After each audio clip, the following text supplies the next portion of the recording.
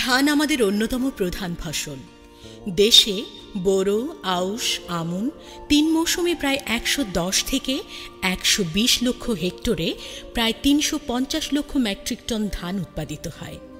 কিন্তু পোকামাকড়, রোগবালাই, আগাছা ও অন্যান্য কারণে ধান উৎপাদনের পরিমাণ 18 থেকে 20 ভাগ বা 70 লক্ষ মেট্রিক টন ফসল বিনষ্ট হয়।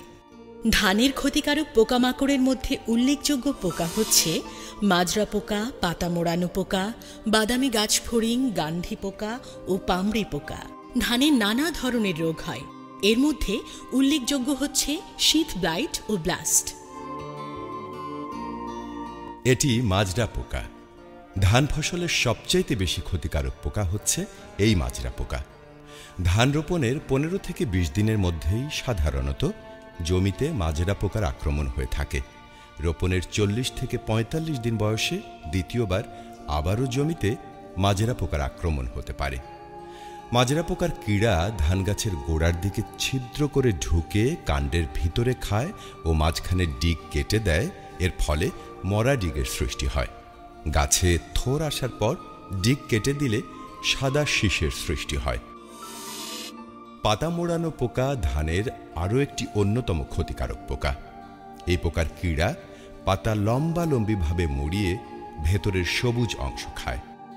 এই পোকা খুব বেশি ক্ষতি করলে পাতা শুকিয়ে কাঠির মতো দেখায়। ধানের যে কোনো বয়সে পাতা মোড়ানো পোকার আক্রমণ হতে পারে। ধানের জমিতে কোনো কোনো অংশে এরকম বাজ পোড়া বা হপার বার্ন অবস্থার সৃষ্টি হলে বুঝতে হবে ধানে বাদামি গাছ ফড়িং আক্রমণ করেছে।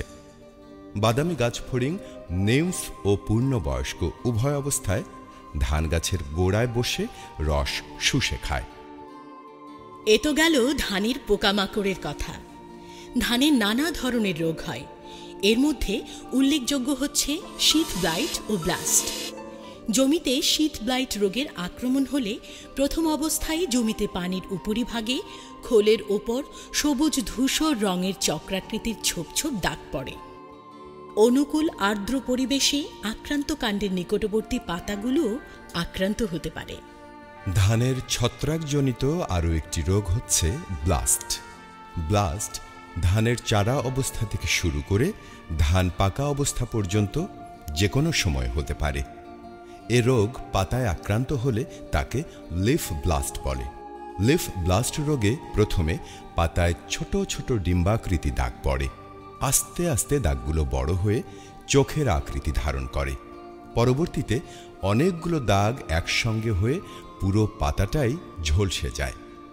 লিফ ব্লাস্ট ছাড়াও ধানে নানা ধরনের ব্লাস্ট হতে দেখা যায়, যেমন নোড ব্লাস্ট, নেক ব্লাস্ট। ধানের গিটে ব্লাস্ট দেখা দিলে তাকে বলা হয় নোড ব্লাস্ট। ধানের ছড়ার গোড়ার দিকে আক্রান্ত হলে তাকে বলা হয় নেক ব্লাস্ট। এর আক্রমণে ধানের শীষ ভেঙে পড়ে এবং ধানে চিটার সৃষ্টি হয়। এ সমস্ত রোগ ছাড়াও ধানে বাদামি দাগ রোগ ও বিএলবি ইত্যাদি রোগ দেখা যায়।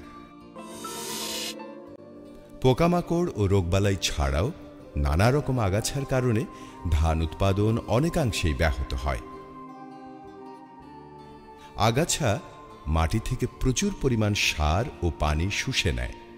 ধান ফসলে চওড়া পাতা জাতীয়, সেজ জাতীয় এবং ঘাস জাতীয় এই 3 ধরনের আগাছা জন্মে থাকে।